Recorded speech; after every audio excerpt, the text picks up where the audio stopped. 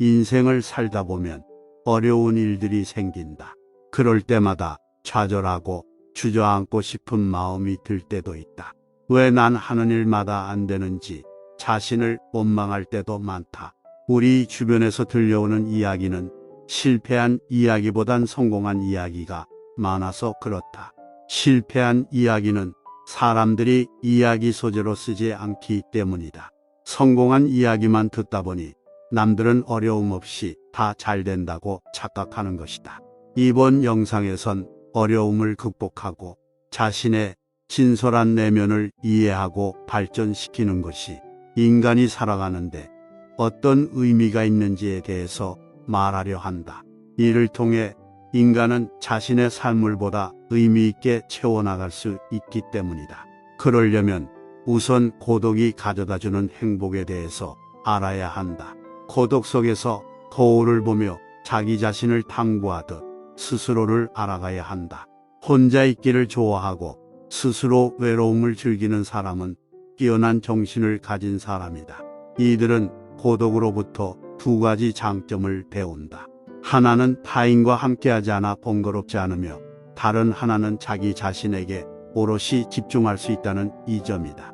고독한 사람은 인간관계에 연연하며 중요하지 않은 것에 정신과 마음을 빼앗기지 않는다. 이것이 바로 가장 중요한 강점이 된다. 혼자 사색하는 걸 좋아하는 사람들의 의도는 다른 사람들에게 잘 이해받지 못한다.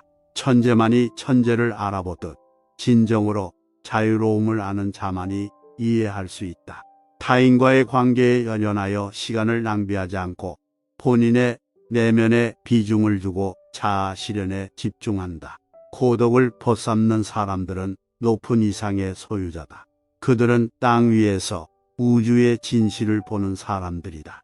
따라서 높은 이상의 별을 가슴속에 그리면서 살아가는 그들은 외로울 수밖에 없다. 마침내 혼자가 됨을 통해 세상의 근본 원리를 알게 된다.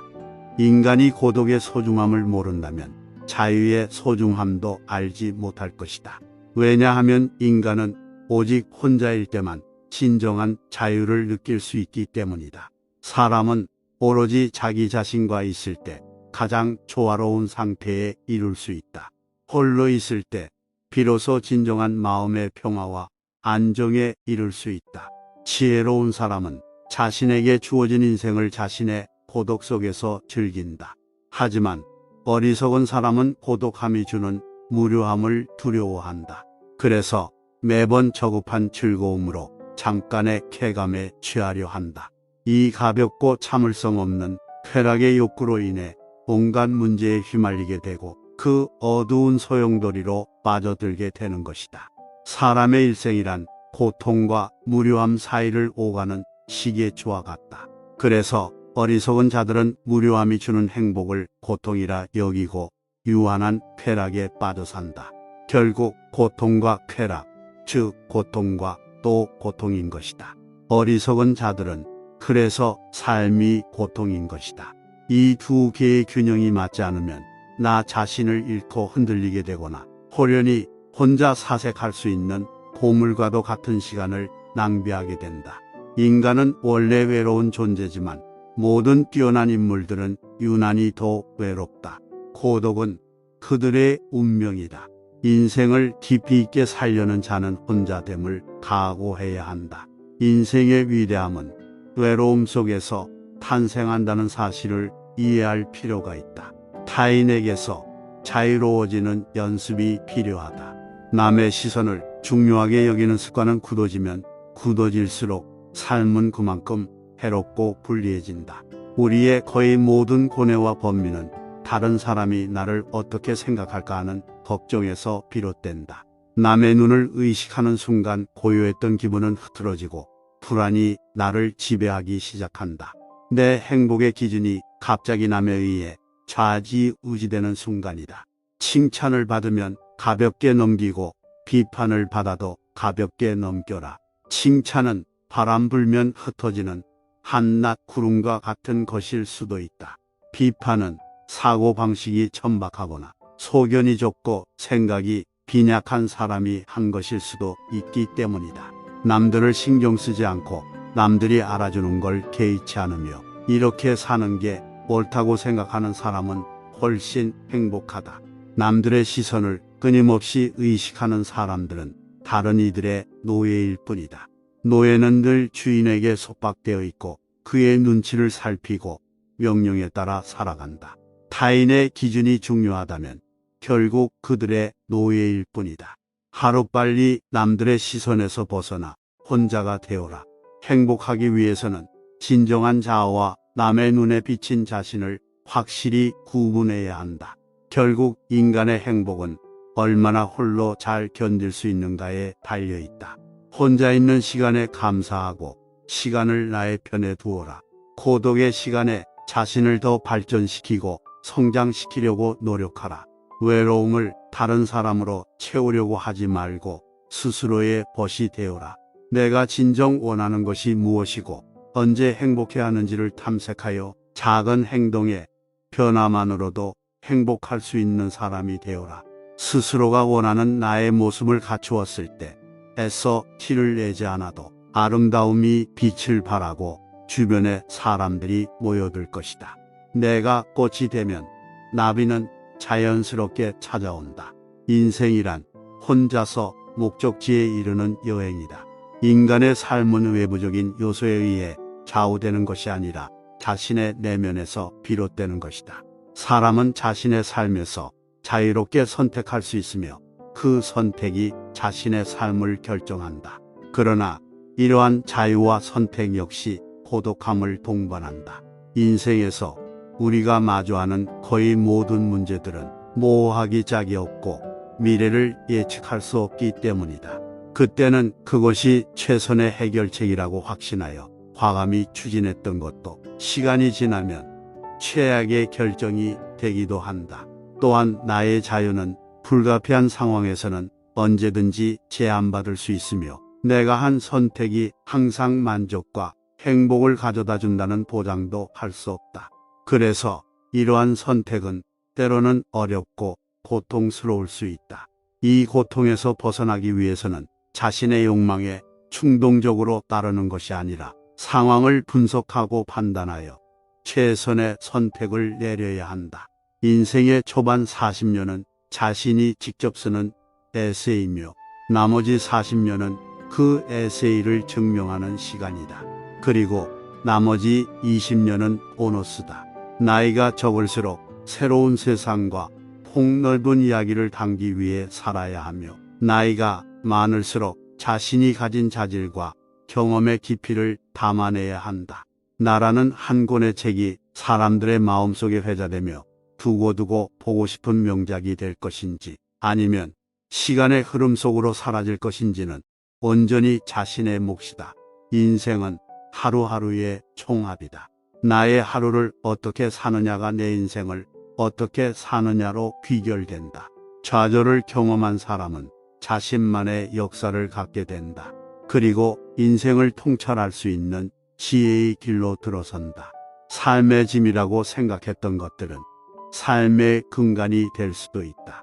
할 수 있는 일이라면 기꺼이 하고 견뎌야 하는 일이라면 기꺼이 견뎌내라.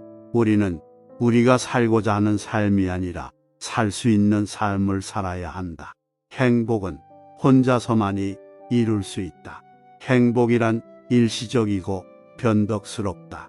사람은 행복을 추구하고 그것을 얻으면 만족감을 느끼지만 그 만족감은 일시적이며 불안정하다. 결국 행복이 떠나갈 때에는 슬픔과 불안감을 느끼게 된다. 그러므로 행복을 추구하는 것이 오히려 우리에게 불행을 초래하는 것일 수도 있다. 행복을 추구하는 순간 행복을 잃을 때를 두려워하게 되고 그 두려움은 인간을 불안정하고 불행한 상태로 이끈다. 이는 마치 우리가 사랑하는 사람이 생기면 그 사람을 잃게 될까 두려워지는 것과 같다. 그래서 되려 행복을 추구하는 것보다 불행에 대한 수용력을 키우는 것이 더욱 중요해진다. 불행과 고통은 인간을 성장시키는 도구다. 불행은 우리에게 성숙을 가져다 준다. 사람은 행복한 상태에서는 자신의 한계를 느끼지 못하며 어떤 문제가 생겼을 때도 대부분은 긍정적으로 대처할 수 있는 능력을 갖추지 못했다는 것을 기억해라.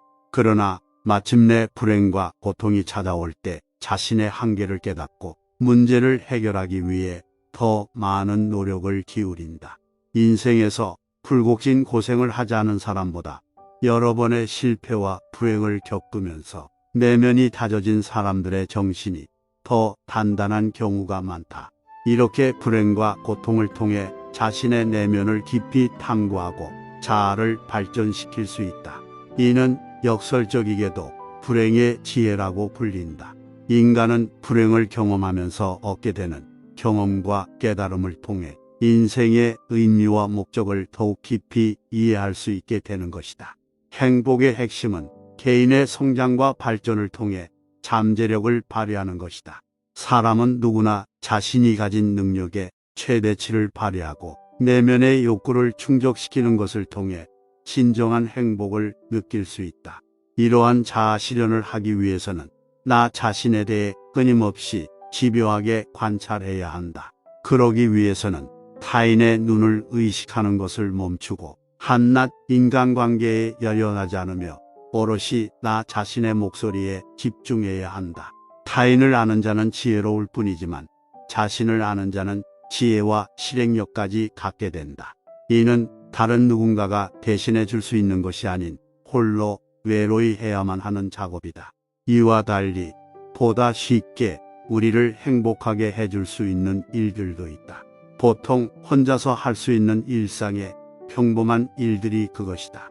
아무도 만나지 않고 혼자 책을 읽거나 음악을 듣거나 명상을 즐기고 또는 마당을 쓸고 꽃을 바라보는 일과 같은 것들 말이다.